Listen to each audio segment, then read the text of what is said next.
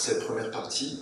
Effectivement, je vais vous faire tout d'abord une introduction au travers d'une présentation pour expliquer le pourquoi finalement de cette mise en cette mise en relation entre l'analogique, le numérique et le BIM, parce que c'est des questions qui se posent finalement depuis des siècles au niveau de la pratique de l'architecture et de manière plus large en fait de la construction, sur l'évolution des outils, sur l'évolution des pratiques, le rôle de l'architecte aussi, et ce en quoi finalement tous les nouveaux outils changent la place de l'architecte finalement entre tous les acteurs du projet, et plus particulièrement l'impact des outils sur la créativité architecturale.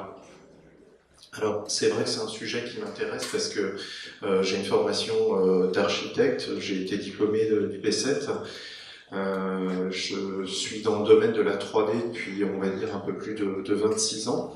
J'ai commencé sur des technologies qui étaient à l'époque naissantes pour beaucoup sur plateforme macOS. J'ai été aussi product manager chez Advent, en fait, chez le distributeur français de Graphisoft.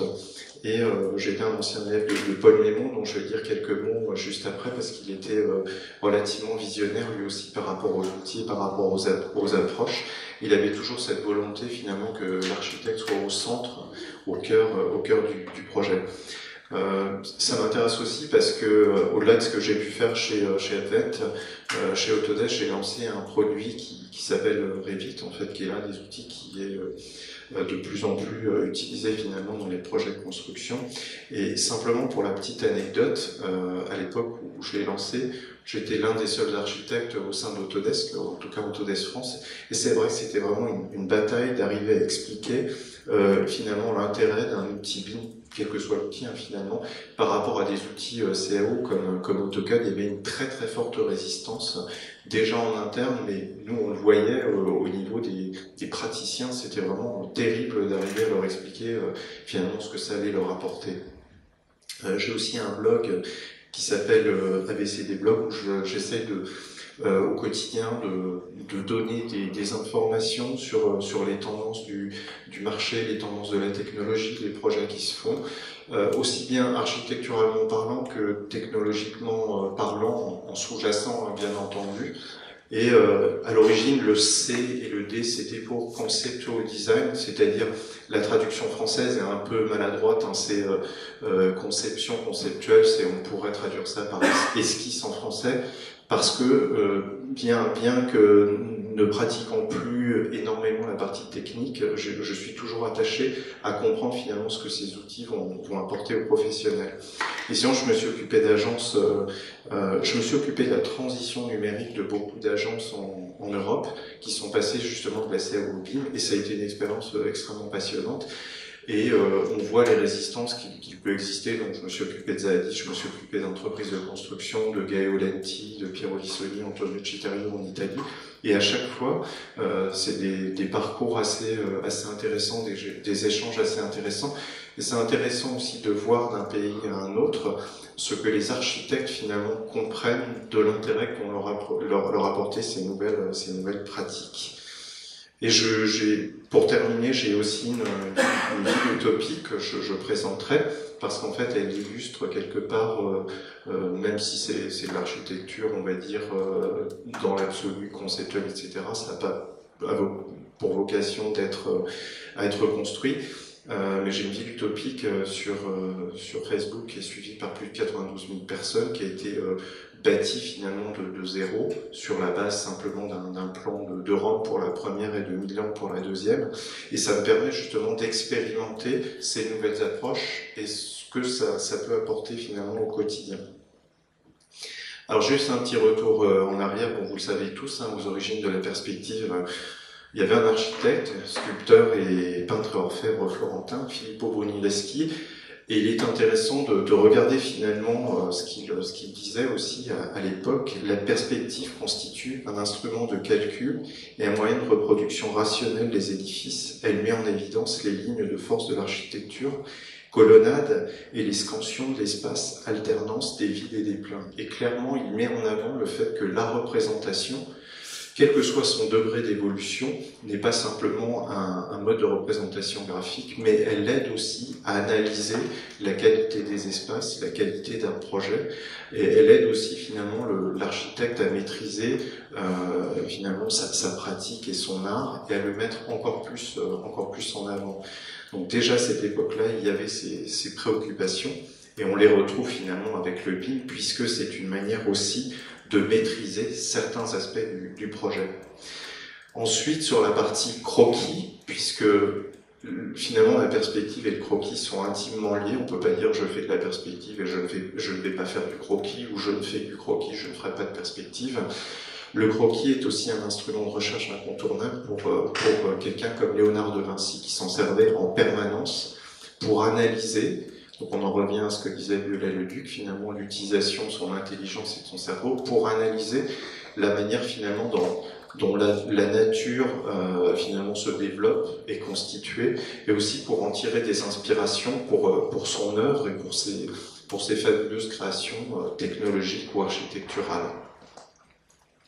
Donc finalement, au Quattrocento, on avait aussi toutes ces préoccupations d'apprentissage.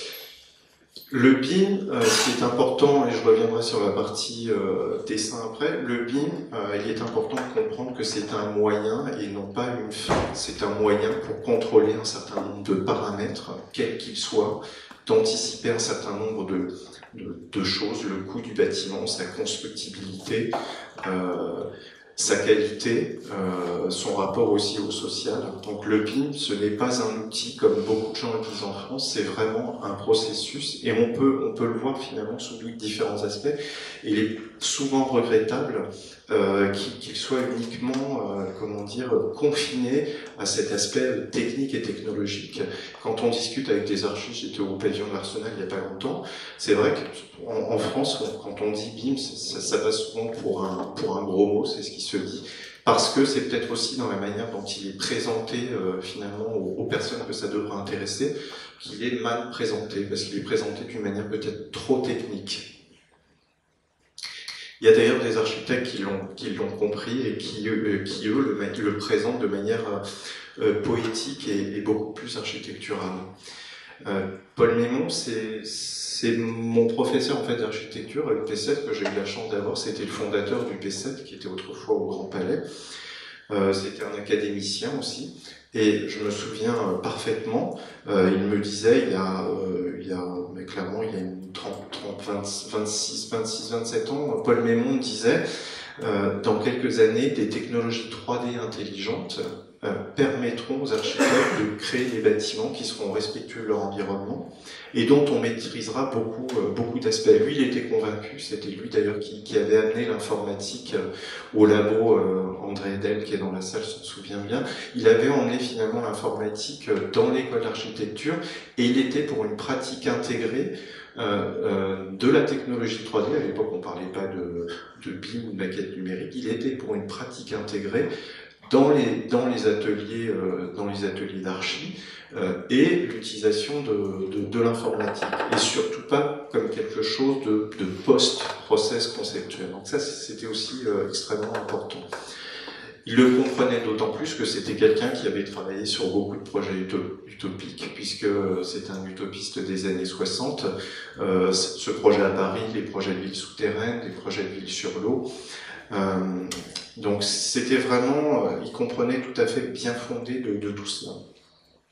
L'un des, aussi des paradoxes du BIM finalement, c'est qu'à l'origine de la création même de l'acronyme du BIM, et non pas des expérimentations de maquettes numériques, puisque les expérimentations de maquettes numériques elles remontent aux années peut-être 70 pour certaines, avec des gens comme Charles Eastman, etc. Mais aux origines vraiment de l'acronyme BIM et de son développement, il y a eu un architecte qui est toujours d'ailleurs enseignant à Yale, qui s'appelle Philippe J. Bernstein, qui est architecte Rivaldi d'AP, que j'ai connu parce qu'effectivement il travaillait chez Autodesk. Et à l'époque, quand il commençait à parler de BIM au sein de la société, il passait aussi un petit peu pour un fou, et beaucoup de gens ne comprenaient pas finalement ce qu'il disait. Pour être même plus précis, il y a eu deux personnes qui étaient à l'origine finalement de ce développement-là. Il y a eu Philippe Einstein et il y a eu un Français, Nicolas Mangon, qui est maintenant vice-président chez Autodesk, qui est ingénieur de l'ESTP. Donc on voit bien la compréhension qu'ont ces professions-là finalement de ces nouvelles approches, qui lui a voulu travailler il y a à peu près une quinzaine d'années sur une technologie, puisque lui il développait déjà quand il était étudiant, sur une technologie qui permettrait aux architectes, aux ingénieurs et aux entreprises de construction de travailler de manière intégrée, finalement à la manière des anglo-saxons. Et c'était vraiment ça le leitmotiv finalement de la création de cet acronyme même du BIM. Et c'est vrai que si on prend l'exemple de Revit, Archicad est aussi l'un des exemples de logiciels BIM, la philosophie de la création d'un outil comme BIM, c'était, déjà à l'origine c'était pas Autodesk qui l'avait créé, c'était une start-up qui avait été financée par Dassault Systèmes et par Autodesk partiellement, et d'autres sociétés américaines, dont McDonnell Douglas aussi, qui fait les avions McDonnell Douglas. Et les créateurs en fait de Revit s'étaient dit à l'époque, tiens c'est bizarre, il n'existe pas de technologie similaire aux technologies finalement du domaine de l'industrie aéronautique qui gère le cycle de vie complet d'un projet et qui soit en plus paramétrique. Et ils se sont dit, bah tiens, on va faire une start-up et on va travailler sur ce type de technologie. C'est pour ça qu'à l'origine, Revit comme Archicad était un outil uniquement adressé aux architectes. Donc il a écrit d'ailleurs des ouvrages sur le sujet, Philippe Einstein, et il a souhaité, d'ailleurs il a quitté en fait Autodesk l'année dernière, il a souhaité se concentrer, parce que c'est vraiment un passionné d'architecture, de technologie, de nouvelles approches, il a travaillé notamment pour César Pelli, il a souhaité revenir à son métier d'origine, pour finalement se ressourcer. Alors pourquoi le BIM est important pour les architectes et pourquoi la représentation de manière générale est importante pour les architectes? Parce que seul l'architecte a la maîtrise complète du projet. D'ailleurs, l'un des autres paradoxes, quand on regarde notamment ce qui se passe en France, c'est que la plupart des BIM managers, et je n'aime pas ce terme-là parce qu'il est restrictif, le BIM c'est juste un processus, à la limite, il faut juste le comprendre, le maîtriser, mais je ne souhaite pas particulièrement aux architectes de devenir BIM manager. Mais en tout cas, la plupart des BIM managers en France, en tout cas les meilleurs, sont des architectes de formation. Parce que justement, dans les écoles d'architecture, on nous apprend cette vision projet globale, on nous apprend à maîtriser finalement tous les corps d'État, on nous apprend tous les aspects socio-économiques, financiers, en termes de droit, etc. Donc on est certainement parmi, en toute modestie, parmi les plus légitimes, même si on trouve des ingénieurs qui sont aussi excellents, mais on va plus les trouver dans d'autres pays où finalement l'enseignement entre l'architecture et l'ingénierie est beaucoup plus intégré.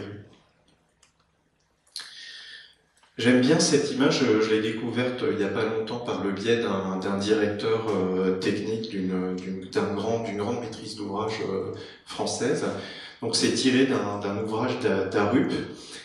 Et c'est donc Peter Rice qui dit « I'm very suspicious of the idea that the architect simply does the drawings and then asks the engineers to build it. There is more to architecture than architecture. » Donc en gros, il explique en substance qu'effectivement l'architecte n'est pas qu'un artiste et l'architecte ne dépend pas de l'ingénieur ou de l'entreprise de construction. Et d'ailleurs, il explique dans cet ouvrage d'Arup, que vous pouvez regarder d'ailleurs gratuitement sur Internet, que former une bonne équipe, et le BIM c'est la collaboration, c'est les équipes, ben c'est comme trouver un bon ami, et ça c'est très important. Et il n'y a que comme ça que finalement on arrive à une forme de succès. Donc là ils sont sur une structure, vous l'aurez reconnu, du centre Pompidou. Le projet, c'est le fruit d'une démarche, effectivement, vous le savez, intellectuelle et participative. Surtout pas d'un outil. L'outil, c'est simplement un moyen pour arriver à maîtriser un certain nombre de paramètres. Donc il faut pas tout confondre. Et encore une fois, quand on écoute les conférences en France autour du BIM, en France ou même ailleurs parfois, c'est parfois un peu agaçant d'entendre le BIM, cet outil, où on entend parler de format uniquement, où on entend parler de logiciel, de base de données. Non, le BIM, c'est avant tout une manière différente de travailler ensemble. Je reprends ce que Nader avait de manière très intéressante. On a eu des échanges avec la liste des profs à l'intérieur. Il y avait donc c'est la réponse de Viollet-le-Duc à Monsieur Vitet. Donc ce n'est ni avec le pinceau ni avec le crayon que l'on dessine, c'est avec l'intelligence. L'outil ne fait rien à l'affaire. Le mécanisme de la main n'est même qu'accessoire, et tout artiste qui ne dessine pas dans son cerveau, si à droite que soit sa main, ne sera jamais qu'un portographe. Et c'est vrai, finalement. Donc on aura beau être le meilleur technicien sur un logiciel A, B, C, D, etc. Si on n'a pas les idées, si on n'a pas le savoir, si on n'a pas la pratique, etc., on n'en fera jamais rien.